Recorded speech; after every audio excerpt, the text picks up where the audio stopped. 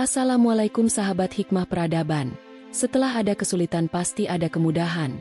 Selamat datang penonton baru dan penonton setia.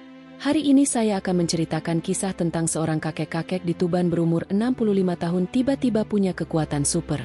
Namun sebelumnya bagi yang beragama Islam saya sarankan untuk menuliskan sholawat Nabi Muhammad agar kelak sholawat ini menjadi saksi untuk mendapat syafaat di akhirat.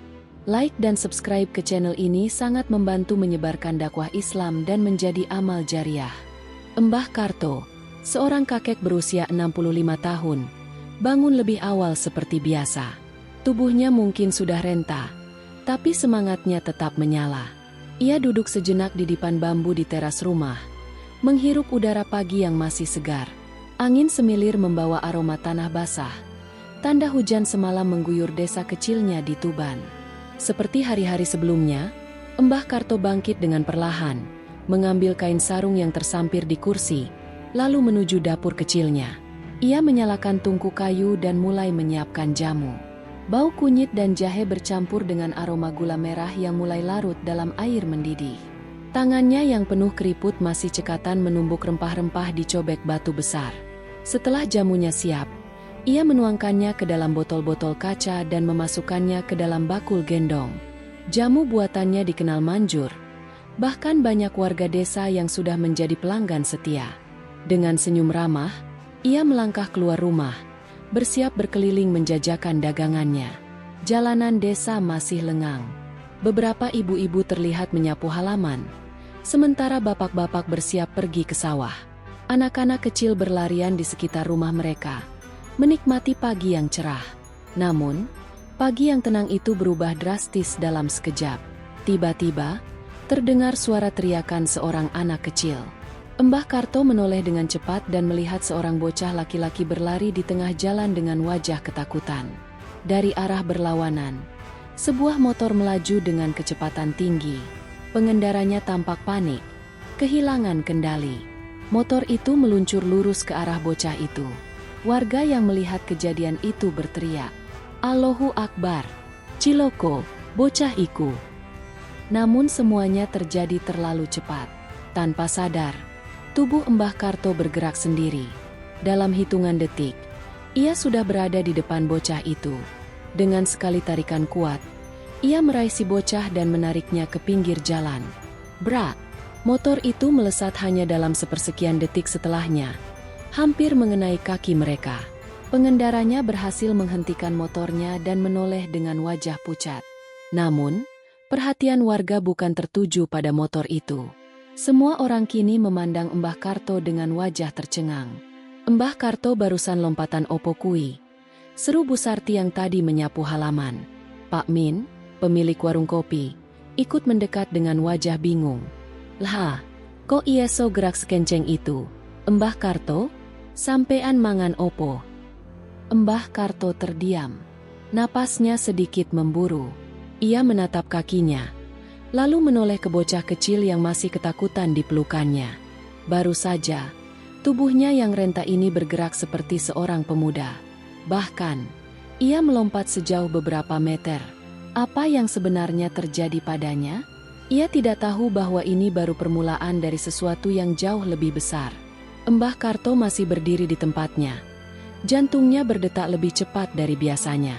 Napasnya sedikit tersengal, tapi tubuhnya tidak merasa lelah. Warga desa yang menyaksikan kejadian tadi masih terdiam.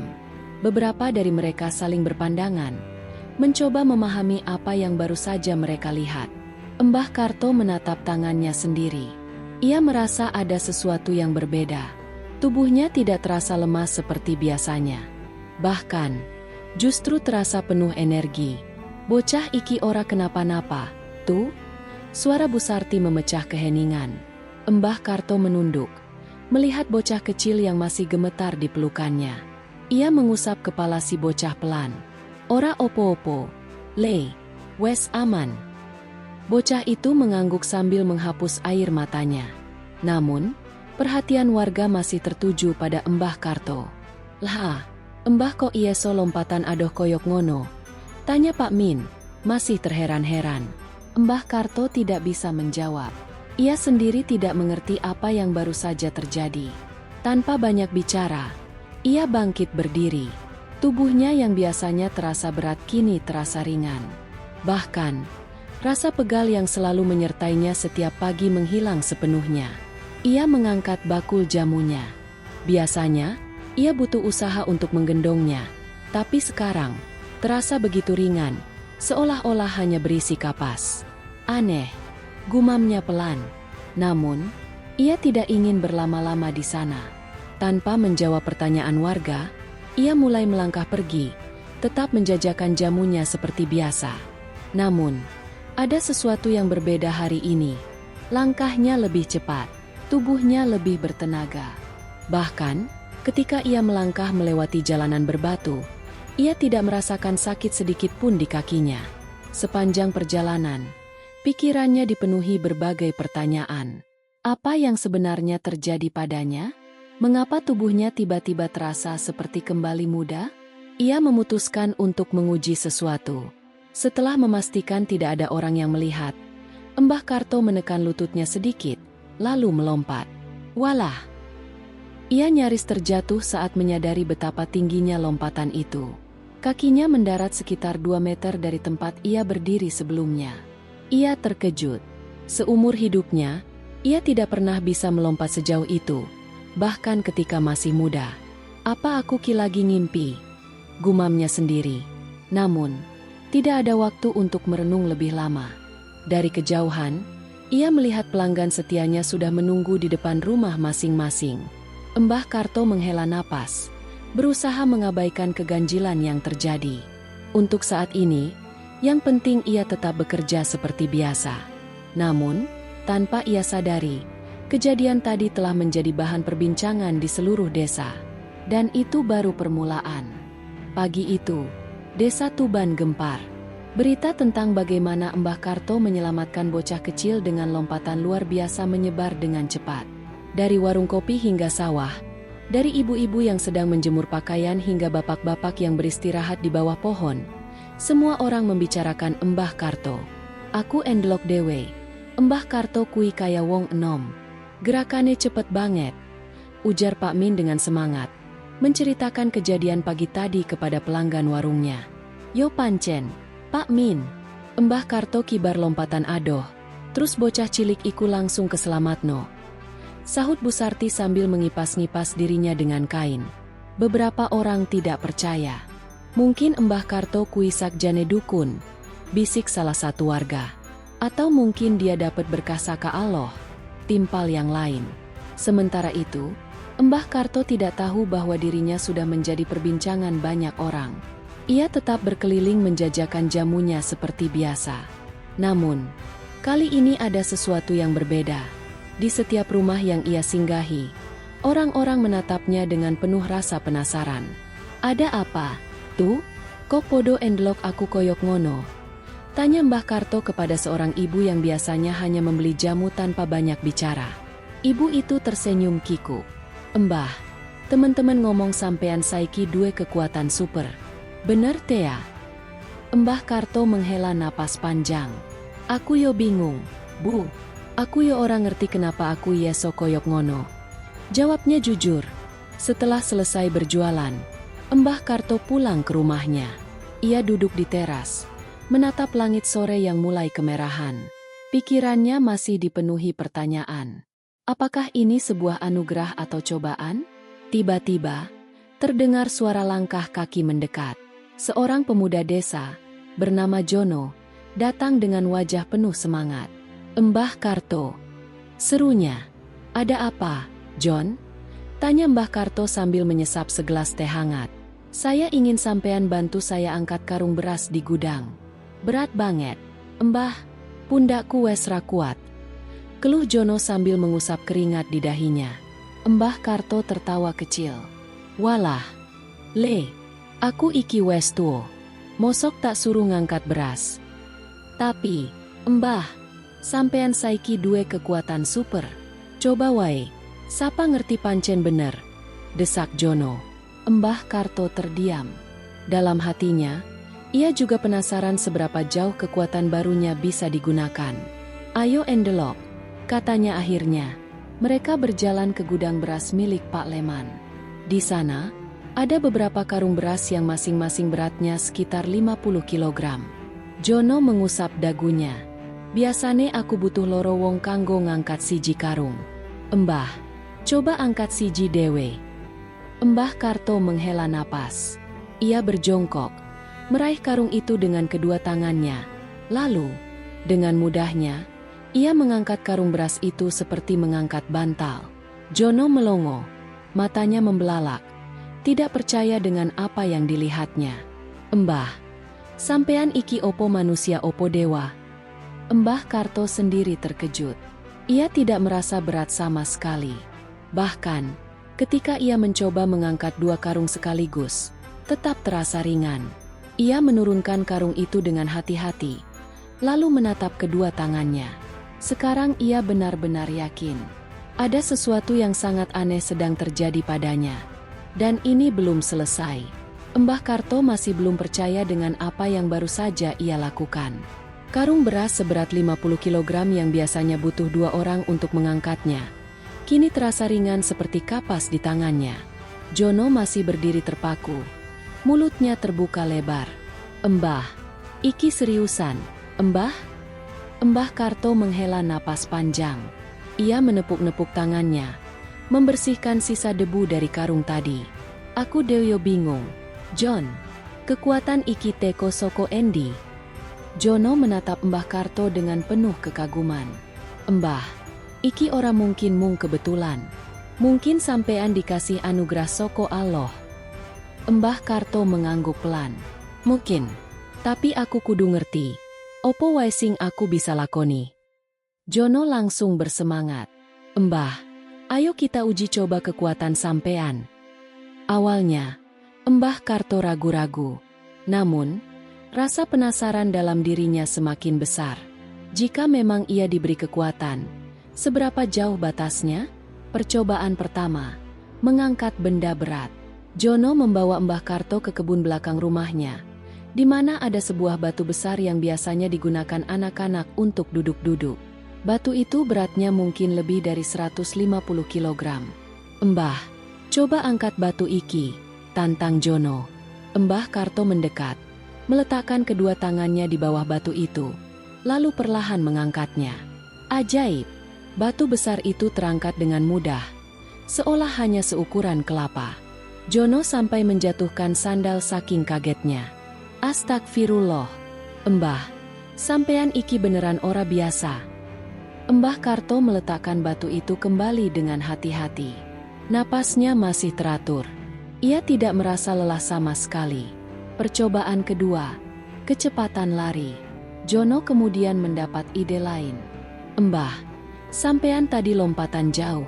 Coba saiki lari secepat-cepatnya. Embah Karto mengangguk.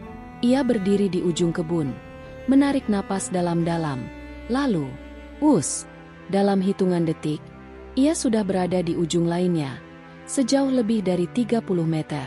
Jono bahkan belum sempat berkedip ketika menyadari Embah Karto sudah sampai di sana. Ya Allah, Embah, sampean wis kaya angin. Embah Karto sendiri terkejut. Tubuhnya bergerak dengan kecepatan yang tidak masuk akal.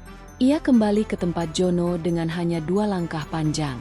Hatnya mulai berdegup lebih kencang. John, aku iki wong tuo. Kekuatan iki malah nggawe aku kuat koyok cah nom. Gumamnya. Jono tersenyum lebar. Embah, sampean ora mung koyok cah nom. Sampean saiki wis koyok pahlawan super. Namun, sebelum mereka sempat berbincang lebih lama, tiba-tiba terdengar suara teriakan panik dari arah desa. Ada maling! Ada maling! Embah Karto dan Jono saling berpandangan. Tanpa berpikir panjang, Embah Karto langsung melesat ke arah sumber suara. Dan disitulah ujian kekuatan sesungguhnya dimulai. Embah Karto berlari secepat kilat menuju pusat desa. Tempat keramaian mulai pecah. Warga berhamburan keluar dari rumah dan toko, menunjuk ke arah seorang lelaki berpakaian hitam yang berlari membawa sebuah tas besar. Itu dia! Maling! Maling! Teriak seorang ibu pedagang sembari menunjuk.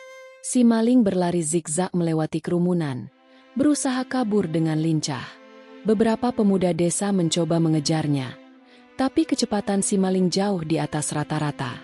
Namun, kali ini ia berhadapan dengan sesuatu yang tidak biasa. Wus!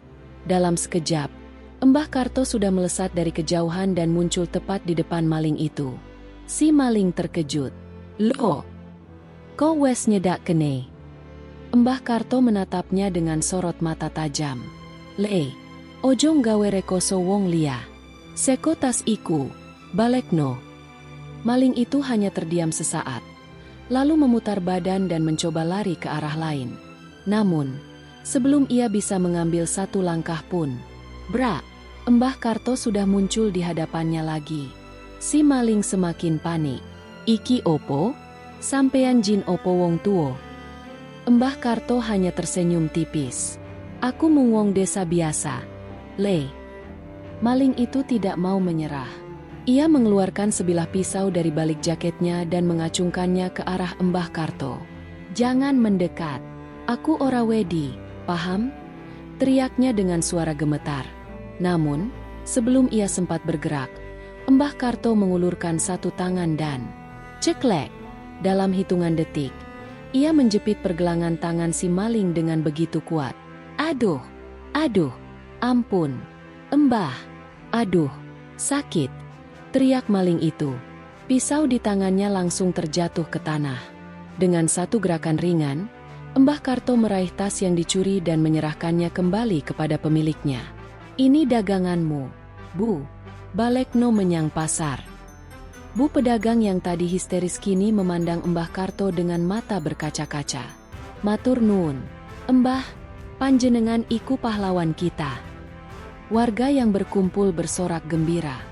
Mbah Karto saiki wis dadi jagoan desa, seru Pak Min. Namun, di tengah kegembiraan itu, Mbah Karto merasa ada sesuatu yang mengganjal di hatinya. Dari mana kekuatan ini berasal? Apa maksudnya ia tiba-tiba diberikan kemampuan sehebat ini? Di saat yang sama, di kejauhan, ada seseorang yang diam-diam memperhatikannya dengan penuh rasa ingin tahu. Dan itu pertanda bahwa petualangan Mbah Karto belum selesai. Setelah kejadian di pasar, nama Mbah Karto semakin terkenal di seluruh desa. Orang-orang mulai menyebutnya sebagai pahlawan Tuban. Bahkan beberapa anak kecil berlarian sambil menirukan gayanya ketika menangkap maling. Namun, di balik kegembiraan itu, ada sesuatu yang mengusik pikirannya. Di tengah kerumunan tadi, ada seseorang yang tampak berbeda dari yang lain. Seorang lelaki bertopi dengan sorot mata tajam yang berdiri di sudut pasar, memperhatikan Mbah Karto tanpa ekspresi. Kini, menjelang malam, Mbah Karto duduk di depan rumahnya, menikmati teh hangat sambil berpikir. Kenapa aku yeso oleh kekuatan iki? Gumamnya pelan. Tiba-tiba, suara langkah kaki terdengar mendekat. Mbah Karto. Mbah Karto menoleh. Di hadapannya, berdiri lelaki bertopi yang tadi ia lihat di pasar. Mbah Karto menyipitkan mata. Sampean sopo? Lelaki itu tersenyum tipis. Saya cuma orang yang penasaran. Mbah, saya melihat apa yang panjenengan lakukan tadi. Dan itu luar biasa. Mbah Karto tetap diam, mengamati lelaki itu dengan hati-hati. Saya ingin bertanya, lanjut lelaki itu. Sejak kapan panjenengan punya kekuatan seperti ini? Mbah Karto menghela napas, lalu menyesap tehnya. Aku dewe yo orang ngerti. Iki mung terjadi begitu wae. Lelaki itu mengangguk pelan. Mbah, panjenengan sadar tidak bahwa kekuatan seperti ini tidak mungkin muncul tanpa alasan? Mbah Karto terdiam. Dan, kalau ada seseorang yang diberi kekuatan seperti ini, lelaki itu melanjutkan, besar kemungkinan ada yang mengawasi. Dada Mbah Karto terasa sedikit bergetar. Sopo sing ngawasi? Lelaki itu tersenyum. Mungkin, sebentar lagi panjenengan bakal tahu sendiri. Setelah berkata begitu, lelaki misterius itu berbalik dan pergi meninggalkan Mbah Karto yang kini duduk termenung. Ada sesuatu yang tidak beres. Dan firasatnya benar. Karena malam itu, sesuatu yang lebih besar sedang menunggu. Malam semakin larut. Angin berhembus pelan, membawa aroma tanah basah setelah hujan sore tadi. Mbah Karto masih duduk di teras rumahnya, memikirkan ucapan lelaki misterius tadi. Kalau ada seseorang yang diberi kekuatan seperti ini, besar kemungkinan ada yang mengawasi. Kata-kata itu terngiang-ngiang di kepalanya. Tiba-tiba, telinganya menangkap sesuatu. Langkah kaki, pelan, namun jelas. Mbah Karto pura-pura tetap santai, namun hatinya waspada. Ia menajamkan pendengarannya, merasakan setiap gerakan di sekitarnya. Langkah kaki itu semakin dekat, hingga akhirnya, suara itu berhenti. Lalu, sret, sesuatu meluncur cepat dari kegelapan. Refleks Mbah Karto menghindar ke samping. Sesuatu menancap di dinding kayu rumahnya. Sebilah pisau kecil berkilat di bawah cahaya lampu minyak.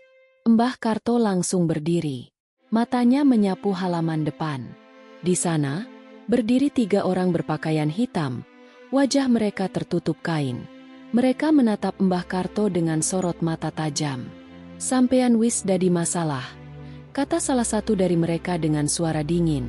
Mbah Karto mengerutkan dahi. "Masalah? Aku mung wong tuwa tukang jamu. Masalah opo?" Orang itu tertawa kecil. "Jangan pura-pura bodoh, Mbah Karto. Kami tahu apa yang panjenengan lakukan di pasar tadi. Dan kami juga tahu kalau kekuatan panjenengan bukan sesuatu yang biasa."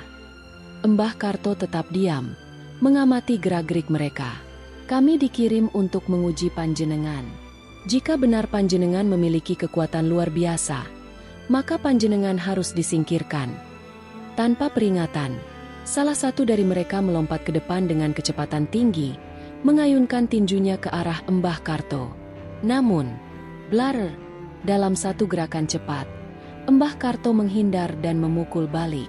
Lawan itu terpental beberapa meter, jatuh berguling-guling di tanah. 2 orang lainnya terkejut.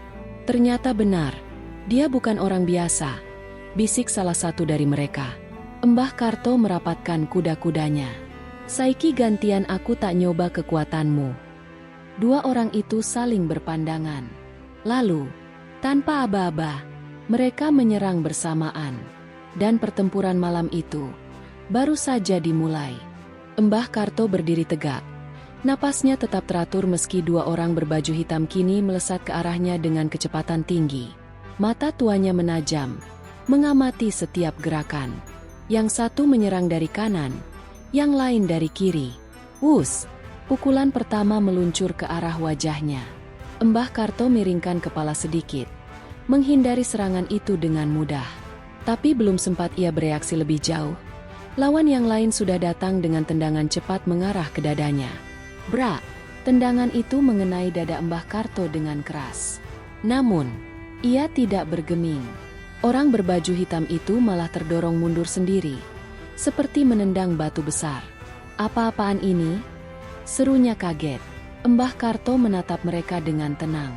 "Kowe iki sopo? Kenopo nyerang aku?" Salah satu dari mereka mengatupkan giginya. "Kami hanya menjalankan tugas.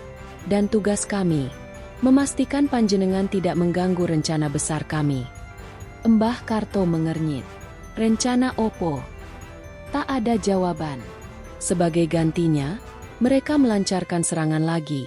Kali ini lebih cepat dan lebih terkoordinasi. Namun, yang mereka lawan bukan orang sembarangan.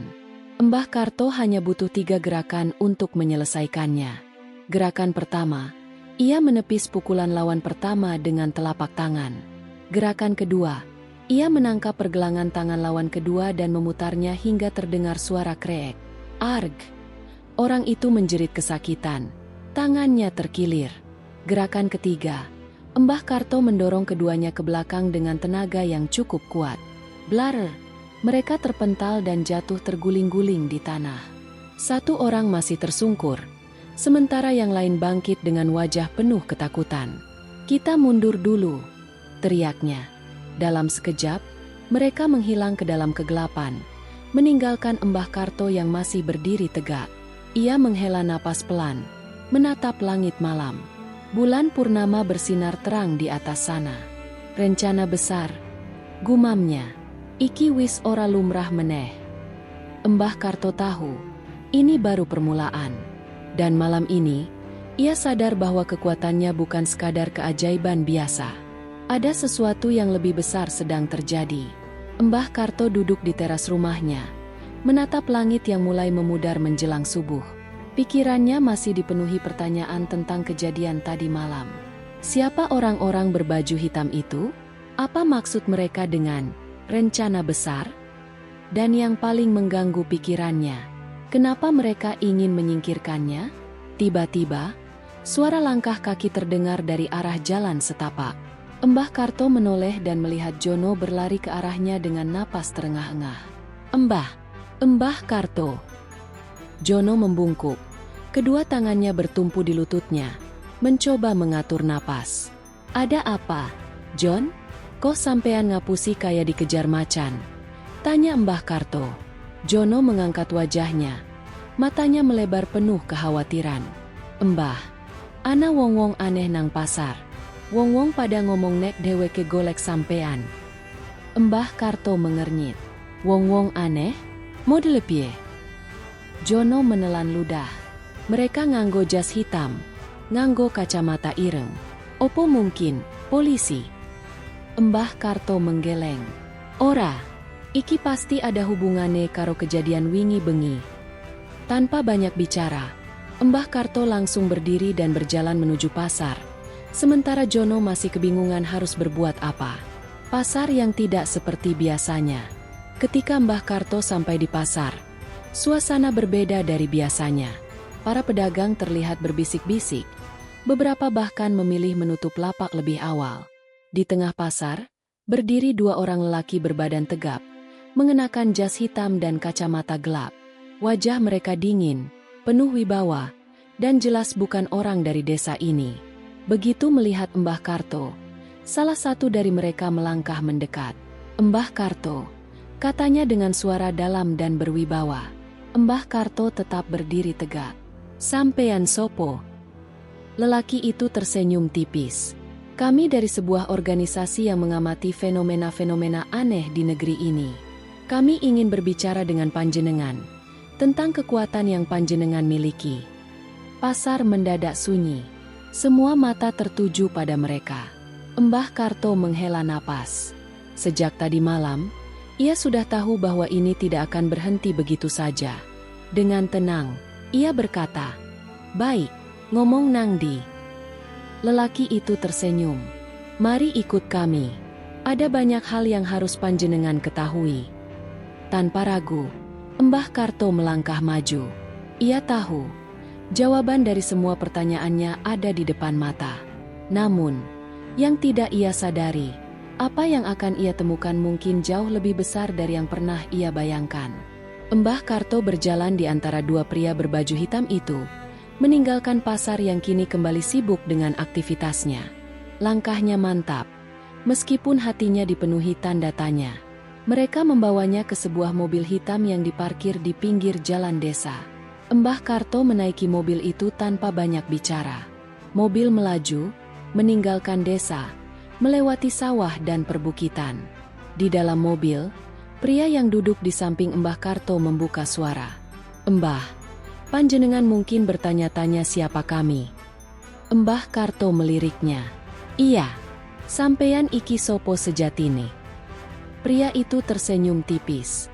"Kami berasal dari sebuah organisasi yang selama ini mengawasi keberadaan manusia dengan kekuatan luar biasa. Kami menyebut diri kami Bayangan Nusantara." Mbah Karto mengernyit. "Bayangan Nusantara? Opo iku?" Pria itu melanjutkan. "Kami adalah kelompok rahasia yang menjaga keseimbangan dunia. Kami memastikan bahwa orang-orang seperti panjenengan tidak disalahgunakan kekuatannya." Mbah Karto terdiam. Ia tidak pernah berpikir bahwa dirinya bisa menjadi bagian dari sesuatu yang besar seperti ini. Lalu pria itu melanjutkan lagi. "Tapi yang lebih penting, Mbah, kami ingin tahu bagaimana panjenengan bisa mendapatkan kekuatan ini." Mbah Karto menarik napas dalam. "Aku dewe yo ora ngerti. Kabeh iki terjadi begitu wae. Sakwingi, aku mung wong tuwa biasa. Sekarang, aku iso nglakoni hal-hal sing ora lumrah." Pria itu bertukar pandang dengan rekannya yang sedang menyetir. "Kalau begitu, Kami harus melakukan beberapa tes untuk memahami lebih lanjut. Mobil akhirnya berhenti di sebuah bangunan tua di tengah hutan kecil. Mbah Karto turun dan menatap bangunan itu. Meski tampak tua di luar, begitu masuk ke dalam, ia terkejut melihat teknologi canggih yang ada di dalamnya. Layar-layar besar menampilkan peta pergerakan orang-orang dengan kekuatan super. Beberapa petugas sibuk mengetik sesuatu di komputer. "Selamat datang di markas kecil kami, Mbah," ujar pria itu. "Di sini, kami akan mengetahui apa sebenarnya yang terjadi pada panjenengan." Mbah Karto menghela napas. Ia tahu, perjalanan ini baru saja dimulai. Mbah Karto mengikuti pria berbaju hitam itu masuk lebih dalam ke dalam markas yang terletak di tengah hutan. Suasana di dalam bangunan itu terasa seperti laboratorium rahasia dengan berbagai peralatan canggih yang Mbah Karto tidak pernah lihat sebelumnya. Di ujung ruangan, terdapat sebuah ruang tes yang dilengkapi dengan layar-layar besar dan berbagai peralatan monitoring. Pria yang mengantarnya berhenti di depan sebuah pintu kaca besar dan menoleh ke arah Mbah Karto. "Ini tempat di mana kami akan menguji kemampuan panjenengan, Mbah," katanya. "Kami perlu tahu sejauh mana kekuatan ini bisa berkembang." Mbah Karto mengangguk, meskipun hatinya masih penuh pertanyaan. Ia tidak tahu apa yang akan terjadi selanjutnya. Begitu ia melangkah masuk ruang tes, seorang wanita muda yang mengenakan jas putih menyapa mereka. "Mbah Karto, selamat datang. Kami sudah menunggu." Mbah Karto tidak berkata apa-apa, hanya mengangguk pelan. Wanita itu melanjutkan, "Kami akan melakukan beberapa tes fisik dan mental untuk mengevaluasi kekuatan yang panjenengan miliki." Mbah Karto mengangguk lagi. "Sok, nggo apa iki kabeh?" Wanita itu tersenyum. "Kami hanya ingin tahu seberapa besar kekuatan yang ada pada panjenengan. Kami akan mulai dengan tes fisik terlebih dahulu." Sebuah alat besar muncul dari balik dinding. Alat itu tampak seperti semacam mesin pemindai, dan layar besar di sampingnya mulai menyala. "Mbah, cukup berdiri di sini dan biarkan alat ini bekerja. Jangan khawatir, ini tidak akan menyakitkan," jelas wanita itu. Mbah Karto menuruti instruksinya dan berdiri di depan alat itu. Mesin mulai berputar, menyaring dan memindai tubuhnya. Tiba-tiba, layar di samping mesin mulai menampilkan hasil pemindaian yang sangat cepat. "Subhanallah," wanita itu berkata pelan, melihat data yang muncul di layar. Hasil pemindaian menunjukkan ada pola energi yang sangat kuat dalam tubuh panjenengan, Mbah. Bahkan, pola energi ini tidak ditemukan pada manusia biasa. Mbah Karto mengernyit. "Iki opo?" Wanita itu menjelaskan lebih lanjut. "Ini adalah pola energi bioelektromagnetik yang sangat langka. Kekuatan ini tampaknya ada hubungan dengan energi alam. Mungkin ini yang menyebabkan panjenengan bisa melakukan hal-hal yang luar biasa." Pria berbaju hitam yang tadi mengantarnya mendekat. "Kami sudah menduga ada sesuatu yang berbeda dalam diri panjenengan, Mbah. Tapi tes ini baru permulaan. Kami ingin melanjutkan ke tes mental." Mbah Karto merasa sedikit terkejut. "Tes mental?" Wanita itu menunjuk ke sebuah kursi di sudut ruangan. "Silakan duduk di sana, Mbah. Tes mental ini akan mengukur kemampuan pikiran dan kontrol energi yang dimiliki." Mbah Karto duduk dengan tenang. Dia tidak tahu apa yang harus ia harapkan, tapi ia merasa semakin yakin bahwa ada sesuatu yang lebih besar yang sedang terjadi padanya. Wanita itu kemudian memulai tes dengan memerintahkan alat di ruangan itu untuk menciptakan medan energi. Secara perlahan, Mbah Karto merasakan ada sesuatu yang berubah dalam udara di sekitarnya. Tiba-tiba, ia merasakan sebuah tekanan yang datang dari berbagai arah, seolah-olah ada energi tak terlihat yang mendorongnya. Namun, ia menahan diri. Dengan perlahan, Mbah Karto menutup matanya dan berusaha menenangkan pikirannya. "Kendali, kendali," gumamnya dalam hati. Satu persatu, tekanan itu mulai menghilang. Energi yang mendorongnya seolah-olah mengalir ke dalam tubuhnya, dan Mbah Karto merasa lebih kuat dan lebih terhubung dengan lingkungan di sekitarnya. Wanita itu tercengang melihat layar yang terus menampilkan angka-angka yang tak biasa. "Incredible. Panjenengan bisa mengendalikan energi dengan sangat baik, Embah. Bahkan lebih baik dari yang kami perkirakan. Pria itu yang sudah mengamati dari jauh mendekat. Kami belum pernah melihat seseorang yang bisa mengendalikan energi alam dengan begitu mudah. Panjenengan benar-benar memiliki potensi yang sangat besar. Mbah Karto membuka mata dan berdiri dari kursi. Aku. Orang ngerti apa sing lagi kedadian. Iki kabeh sangat aneh. Wanita itu tersenyum. Kami juga tidak tahu, Embah. Tapi kami ingin membantu panjenengan memahami lebih banyak tentang kekuatan ini. Mbah Karto mengangguk. Bila bisa, aku pengen ngerti. Gak hanya nggo aku, tapi juga buat desa. Pria berbaju hitam itu menatap Mbah Karto dengan serius. Kami akan membantu panjenengan, Embah. Tapi ingat, ada banyak pihak yang tidak ingin kekuatan ini diketahui atau disalahgunakan. Mbah Karto merasa ada sesuatu yang lebih besar lagi yang harus ia hadapi. Dan petualangannya baru saja dimulai. Hari demi hari, Mbah Karto semakin mengenal kekuatan yang ada dalam dirinya. Tes demi tes yang dijalani membuka banyak hal baru. Namun, semakin banyak yang ia ketahui, semakin besar pula beban yang harus ia pikul. Meskipun telah mendapatkan penjelasan dari wanita dan pria berbaju hitam itu, Mbah Karto masih merasa ada yang kurang jelas. Kekuatan apa sebenarnya yang ia miliki? Mengapa ia bisa memilikinya di usia tuanya? Apa kaitannya dengan energi alam yang selalu disebut-sebut oleh mereka? Suatu pagi, setelah selesai melakukan beberapa latihan fisik, Mbah Karto duduk di bangku depan rumah. Matanya menatap ke arah sawah yang terbentang luas. Dalam kesunyian itu, ia merenung.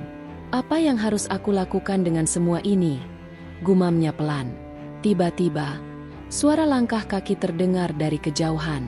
Mbah Karto menoleh dan melihat Jono berlari ke arahnya.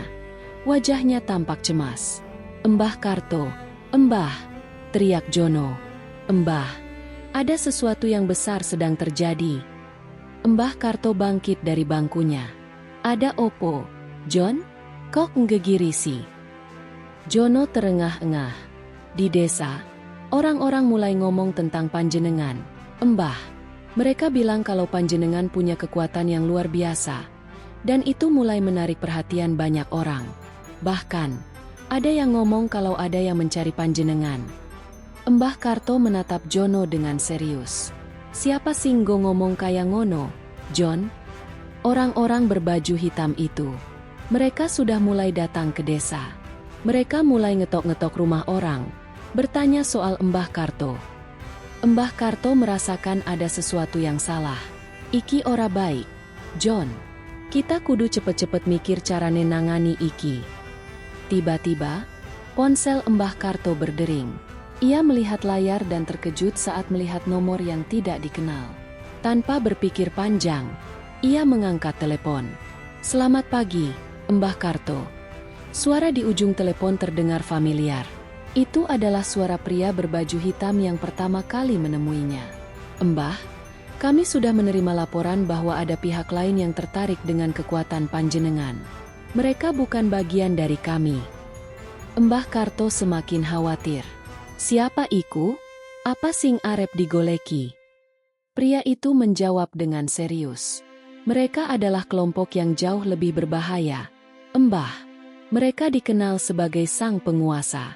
Mereka ingin memanfaatkan kekuatan panjenengan untuk tujuan yang jahat. Mbah Karto menggenggam ponsel itu lebih erat.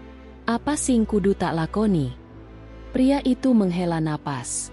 Kami ingin melindungi panjenengan, Mbah. Tapi kami butuh lebih banyak informasi. Kami perlu tahu dari mana kekuatan ini berasal. Mbah Karto menundukkan kepala, merenung sejenak. Aku orang ngerti. Aku mengalami iki kabeh tanpa ngerti alesan sing jelas. Pria itu mengerti. Kami akan melakukan perjalanan ke tempat di mana semuanya dimulai. Kami harus mencari tahu asal-usul kekuatan ini. Setelah telepon diputus, Mbah Karto merasa gelisah. Ia tidak tahu apakah langkah ini akan membawanya ke jalan yang benar. Tetapi yang jelas, ia tidak bisa mengabaikan ancaman yang ada. Mbah Karto menatap Jono. John, kita kudu siap. Kekuatan iki ora mung kanggo aku. Iki bisa dadi ancaman kanggo kabeh desa. Kita harus nyiapake diri. Jono mengangguk, meskipun wajahnya tampak penuh ketakutan.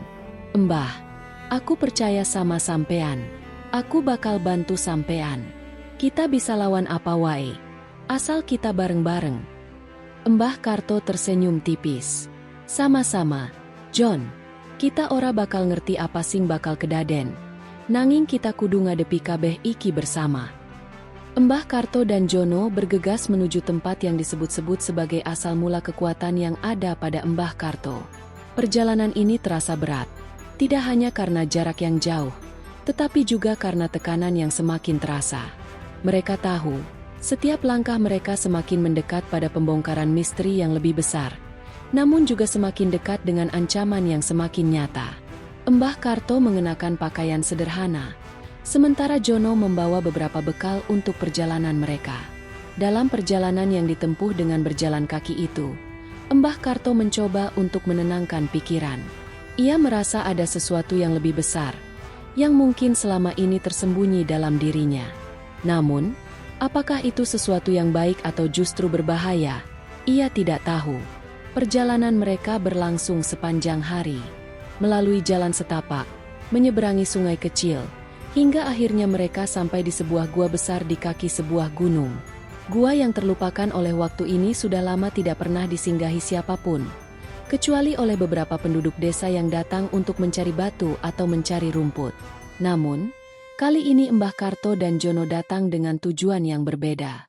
Begitu mereka memasuki gua, Mbah Karto merasakan sebuah getaran yang mengalir melalui tubuhnya. Getaran itu terasa kuat, seakan-akan kekuatan yang ada dalam tubuhnya terhubung langsung dengan energi alam yang ada di sekitar gua tersebut. "Mbah, apa ini?" tanya Jono dengan suara parau. Matanya terpaku pada dinding gua yang tampak bercahaya samar. Mbah Karto mengerutkan keningnya. "Iki kabeh kaya sinyal sing ditinggalake oleh kekuatan iki. Aku bisa merasa kakek energi iki, John." Di tengah gua, mereka menemukan sebuah batu besar yang terletak di tengah ruangan. Batu itu tampak tidak biasa, seakan memancarkan cahaya lembut. Mbah Karto mendekati batu tersebut dengan hati-hati. Begitu ia mendekat, ia merasa bahwa energi di sekitar batu itu sangat kuat. Ia merasakan hubungan yang dalam antara dirinya dan batu tersebut. Mbah Karto duduk di depan batu itu, menutup matanya dan mencoba berkonsentrasi. Ia ingin tahu lebih banyak, ingin mengerti bagaimana kekuatan ini bisa ada dalam dirinya. Seketika itu, ia merasakan sebuah kemampuan baru yang muncul. Semakin dalam Mbah Karto berusaha terhubung dengan energi itu, semakin jelas ia bisa merasakan gambaran yang muncul dalam pikirannya. Ia melihat sebuah ritual kuno yang dilakukan oleh sekelompok orang di masa lalu. Dalam ritual tersebut, orang-orang itu menggunakan kekuatan alam untuk menjaga keseimbangan dunia. Namun, karena kekuatan yang terlalu besar, mereka gagal mengendalikannya, dan akhirnya mengunci kekuatan itu di dalam batu tersebut, berharap bahwa tidak ada yang akan menemukannya lagi. Namun, Mbah Karto tahu bahwa kekuatan itu kini ada padanya. Batu itu bukan hanya sekadar batu. Itu adalah kunci yang membawa kekuatan besar, tetapi juga ancaman besar bagi siapapun yang mencoba mengendalikannya. Ketika Mbah Karto membuka matanya, ia melihat Jono yang tampak terkejut. "Mbah, sampeyan bisa ngerteni kabeh iki?" Mbah Karto mengangguk pelan. "Aku ngerti, John. Iki kabeh berhubungan dengan kekuatan alam. Aku kudu ngontrol iki supaya ora dadi bencana." Namun, saat Mbah Karto berbicara, suara langkah kaki berat terdengar di luar gua. Sesuatu yang gelap dan menakutkan mulai mendekat. Jono menatap Mbah Karto dengan wajah cemas. "Mbah, ana sing dateng, kaya wong-wong sing kemarin." Mbah Karto berdiri dengan tenang. "Iki ora bisa ditunda. Kita harus menghadapi kabeh iki." Tiba-tiba, pintu gua terbuka lebar, dan sekelompok orang berbaju hitam memasuki gua dengan langkah tegas. Mereka tidak datang untuk berdialog, melainkan untuk mengambil kekuatan itu dengan cara apapun. "Mbah Karto," seorang pria yang paling depan berkata dengan suara serak, "kami sudah mencarimu. Kekuatan itu akan menjadi milik kami. Mbah Karto menggelengkan kepala. Ora, kekuatan iki ora kanggo sampean. Iki kanggo alam, kanggo desa. Pria itu tertawa pelan. Kamu salah, Mbah. Kekuatan itu akan membawa kami pada kekuasaan yang lebih besar. Dan kamu tidak bisa menghentikannya. Namun, Mbah Karto tidak gentar. Di balik ketenangannya, ia merasakan kekuatan yang luar biasa sedang mengalir melalui dirinya. Kini, saatnya bagi Mbah Karto untuk menguji sejauh mana kekuatan ini bisa digunakan. Suasana di dalam gua kini tegang. Mbah Karto berdiri tegak di depan batu besar yang memancarkan cahaya lembut. Sekelompok orang berbaju hitam itu semakin mendekat, dan setiap langkah mereka seolah menggema di dalam gua yang sunyi. Mbah Karto merasakan tekanan yang semakin kuat. Namun ia tidak mundur. Saya sudah memberitahumu, kata Mbah Karto dengan suara yang tenang, meskipun hatinya berdebar. Kekuatan ini bukan untuk kalian. Aku tidak akan membiarkan siapapun menguasainya dengan niat jahat. Pria yang paling depan, yang terlihat sebagai pemimpin kelompok itu, tersenyum lebar.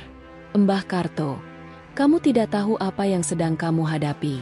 Kekuatan itu adalah kunci untuk mendapatkan kendali atas segalanya. Dan kamu tidak akan bisa menghentikannya. Mbah Karto tahu bahwa ini bukanlah sekadar pertarungan fisik, tetapi juga pertarungan kekuatan. Kekuatan yang ada di dalam dirinya harus dikendalikan dengan bijak. Jika tidak, dunia ini bisa terjerumus ke dalam kehancuran. Ia menarik napas dalam-dalam, merasakan aliran energi yang mengalir dalam tubuhnya. Perlahan, ia mengangkat tangannya, dan energi alam mulai bergetar di sekitar gua. Cahaya dari batu besar itu semakin terang, seolah-olah merespons pergerakan Mbah Karto. Saya akan menggunakan kekuatan ini dengan bijak, kata Mbah Karto, menatap kelompok pria berbaju hitam itu dengan tegas. Kekuatan ini bukan untuk keserakahan, bukan untuk kekuasaan, tapi untuk keseimbangan. Pria itu tertawa sinis. Keseimbangan? Yang kamu maksud adalah kehilangan kekuatan yang sudah kami rencanakan selama ini? Tidak akan ada yang menghalangi kami. Dengan gerakan cepat, pria itu mengangkat tangannya, dan tiba-tiba sebuah ledakan energi gelap terdengar, menghantam dinding gua. Mbah Karto terkejut. Namun dengan cepat ia mengerahkan kekuatan dalam dirinya untuk menghadang serangan itu. Saat energi gelap itu menyentuh tubuhnya, Mbah Karto merasakan nyeri yang luar biasa. Namun ia tidak mundur. Energi alam yang ada dalam dirinya mulai menyatu dengan alam sekitar, mengalir melalui setiap otot dan sarafnya, memberinya kekuatan untuk melawan. Ia mengangkat kedua tangannya, dan dalam sekejap, sebuah pelindung energi terbentuk di sekitar tubuhnya. Serangan gelap itu terpental mundur, membuat pria berbaju hitam itu terkejut.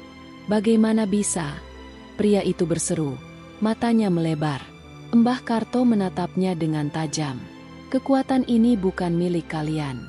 Aku akan melindungi desa dan dunia ini dengan cara yang benar. Mbah Karto kemudian bergerak cepat. Tangannya meluncur ke udara, dan pancaran cahaya keluar dari telapak tangannya, menghantam para pria berbaju hitam yang mencoba mendekat. Mereka terjatuh. Beberapa dari mereka terlempar jauh oleh kekuatan tersebut. Namun, pria yang paling depan tidak menyerah begitu saja. Ia mengangkat tangannya, dan energi hitam kembali berkumpul, membentuk badai gelap yang semakin besar. Mbah Karto merasakan bahwa ia tidak bisa terus-menerus bertahan dengan kekuatan yang sama. Ia harus memanfaatkan kekuatan tersebut dengan bijak, untuk memastikan keseimbangan tetap terjaga. Mbah Karto menutup matanya sejenak, berusaha menenangkan pikirannya. Ya Allah, beri aku kekuatan untuk mengatasi ini. Aku hanya ingin melindungi desa dan alam ini. Tiba-tiba, sebuah energi besar mengalir dari batu besar di tengah gua. Energi itu menyatu dengan tubuh Mbah Karto, memberinya kekuatan yang lebih besar lagi. Dengan satu gerakan cepat, Mbah Karto mengarahkan tangannya ke arah badai gelap yang sedang menghantamnya. Energi alam yang ada di dalam dirinya menyatu dengan kekuatan dari batu itu, menciptakan ledakan cahaya yang membelah kegelapan. Badai gelap itu pun hancur berkeping-keping. Pria berbaju hitam itu terjatuh ke tanah, terkejut dengan kekuatan luar biasa yang baru saja disaksikannya. Bagaimana mungkin? Ia berbisik, masih terengah-engah. Mbah Karto mendekatinya, dan dengan suara yang penuh ketegasan, ia berkata, "Ini adalah kekuatan yang diberikan oleh alam, bukan untuk kepentingan pribadi, tetapi untuk menjaga keseimbangan dunia. Jika kamu tidak bisa mengerti itu, maka kekuatan ini akan menjadi bencana." Pria itu hanya bisa terdiam, tak mampu melawan lagi. Akhirnya, ia bangkit dan memberi isyarat kepada anak buahnya untuk mundur. Mereka tahu bahwa mereka tidak akan bisa mengalahkan Mbah Karto yang kini memegang kendali atas kekuatan yang luar biasa.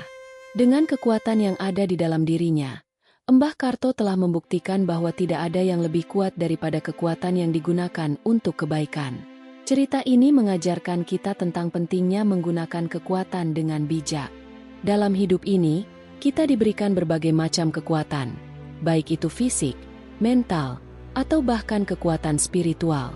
Namun, jika kekuatan tersebut digunakan untuk kepentingan pribadi atau kekuasaan semata, maka akan menimbulkan kehancuran. Sebaliknya, jika kita menggunakannya untuk menjaga keseimbangan dan kebaikan, maka kekuatan itu akan membawa kita pada jalan yang benar.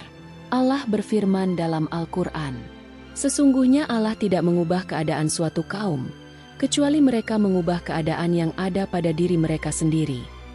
Quran Surat Ar-Ra'd 11. Kekuatan yang ada dalam diri kita, baik itu kekuatan fisik, mental, atau spiritual, hendaknya digunakan untuk kebaikan dan keseimbangan dalam hidup ini, bukan untuk merusak atau mengejar kepentingan pribadi.